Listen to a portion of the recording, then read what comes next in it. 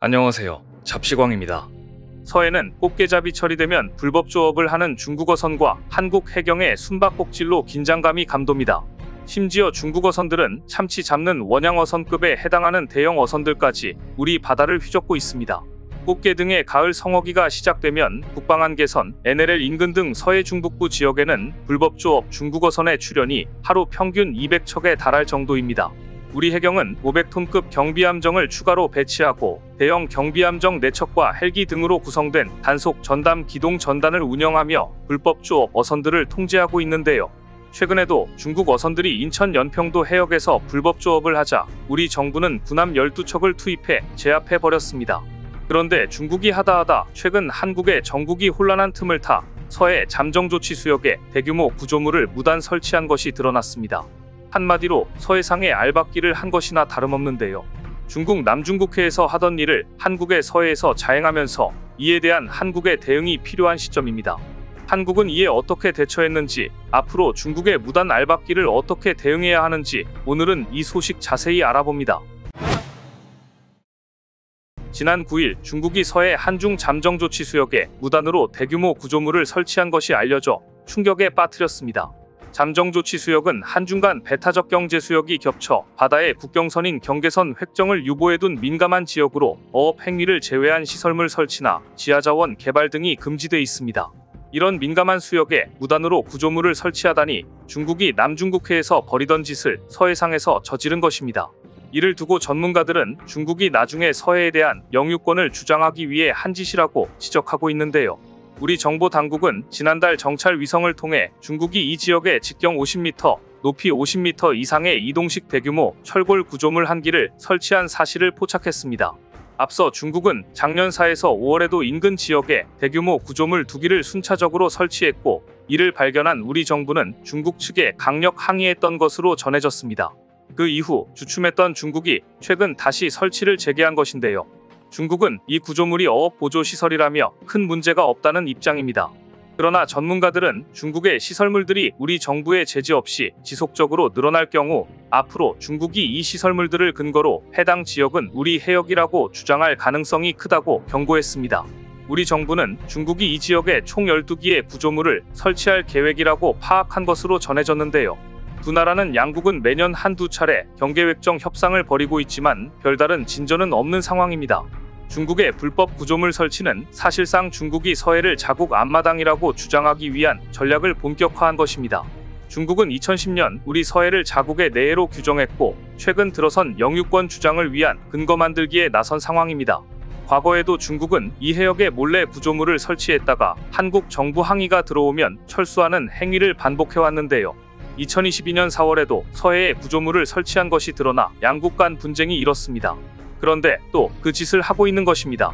무엇보다도 중국은 구조물을 설치하는 것 이외에도 이 지역에서 군사훈련도 활발하게 진행하면서 서해를 실효적으로 지배하겠다는 야욕을 숨기지 않고 있습니다.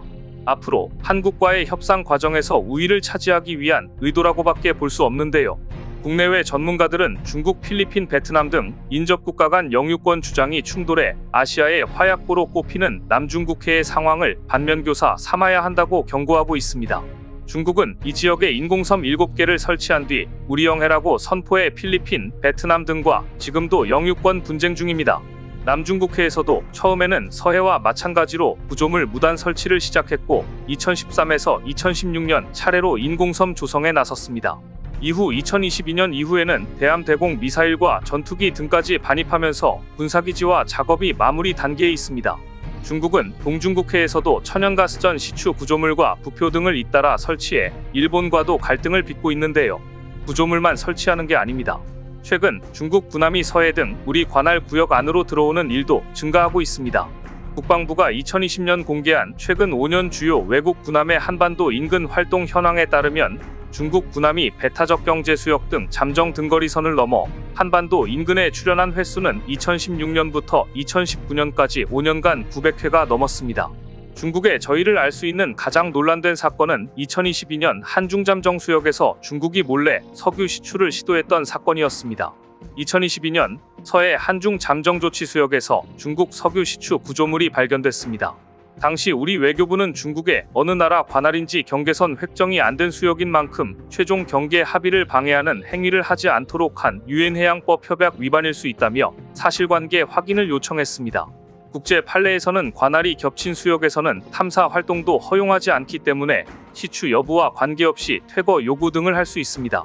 중국이 이렇게 무단으로 구조물을 설치하고 몰래 석유 시추까지 하자 혹시 칠광구를 노리는 것이 아니냐는 의혹이 제기되고 있는데요.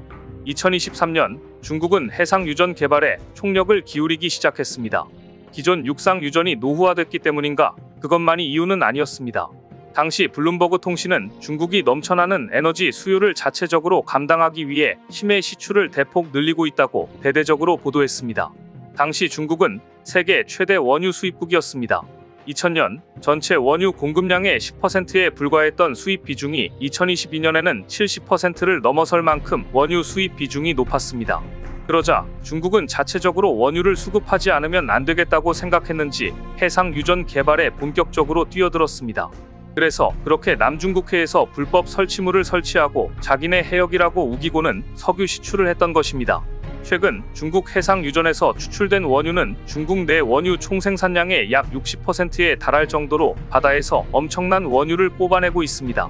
그런데 전문가들은 중국의 심해 시추 올인 움직임이 칠광구까지 손을 뻗치게 만들 것이라고 우려하고 있습니다. 만일 중국이 칠광구까지 노리면 이 지역이 지정학 화약고가 될 것이라는 우려마저 나오는 실정입니다. 1947년 멕시코만 연안에 세계 최초로 해저 유전 개발에 나선 미국을 비롯해 유럽의 대기업들은 이미 1970년대에 국해 유전 개발에 뛰어들었습니다. 역사가 오래된 이들 서구권 기업들의 앞선 기술력을 최근 중국이 급속도로 따라잡고 있습니다. 지난해 남중국해 주장코우 유전의 자체 설계 건설한 하이지 1호 재킷은 아시아 사상 최대 규모로 주목받았습니다. 하지만 중국의 심해 시추 확장은 또 다른 지정학적 갈등의 뇌관이 될 수 있습니다. 중국은 국제법상 근거가 없는 남해 구단선을 설정해 남중국해에서 90%의 해역의 영유권을 주장하면서 이 지역을 순식간에 분쟁 지역으로 만들었습니다. 중국은 동중국해에서도 춘샤오 천연가스전 등을 단독 개발하며 일본과 영유권 분쟁을 벌이고 있습니다. 문제는 한일 대륙 분공동개발구역, 이른바 칠광구입니다. 1974년 한국과 일본이 칠광구 공동 탐사를 위해 맺은 이 협정은 2028년 종료되는데 중국은 애초에 한일 간 칠광구 협정을 인정하지 않았습니다. 최악의 경우 칠광구 협정이 만료된 뒤 칠광구 일대가 한중일 다자간 외교 분쟁으로 비화되는 화약고가 될 가능성을 배제할 수 없는 것입니다. 남중국해는 중국의 행동 때문에 긴장이 고조되고 있습니다. 특히 중국은 작년 9월 중국 선박의 약 3분의 1인 82척을 중국과 필리핀 간 최대 분쟁 해역으로 떠오른 사비나 암초 주변에 집중시켜 위력을 과시했습니다. 이때 모인 중국 선박은 총 251척이나 됐습니다. 필리핀 측은 작년 5월 필리핀 대형 해경선 테레사 마그바누아호를 사비나 암초 일대 해역에 배치해 중국과 신경전을 벌였고 이후 이 배를 본국으로 철수시켰는데 그 직후 이처럼 중국이 자국 선박을 대거 이 암초 일대에 집결시키며 무력 시위를 벌인 것입니다. 더구나 중국은 남중국해에서 이미 군사 요새화한 인공섬 3곳에 대형 미사일과 장갑차 배치를 위한 대형 해저터널 건설까지 추진하고 있어 관련국들을 긴장시키고 있는데요. 중국은 남중국해 영유권을 주장하면서 2014년 남중국해 스프레틀리군도 산호초 기반 암초 7곳에 인공섬을 만든 뒤 군사시설로 활용해 왔는데요. 산호초 기반 인공섬이 지지력이 부족한 점을 극복하기 위해 인공섬에 수직 파이프를 대거 박고 시멘트 등이 포함된 혼합물을 쏟아부어 바탕을 단단히 한 뒤 해저터널을 만들 거라고 합니다. 이래저래 환경 파괴의 군사적 위협까지 중국의 민폐는 한두 가지가 아닙니다. 그러자 위협을 느낀 필리핀은 한국 함정으로 훈련까지 하고 있습니다. 발리카탄 훈련은 어깨를 나란히라는 의미의 필리핀 현지어로 미국과 필리핀이 1991년부터 실시한 필리핀의 대표적인 연합훈련인데요. 올해는 약 1만 6천여 명이 참여했습니다.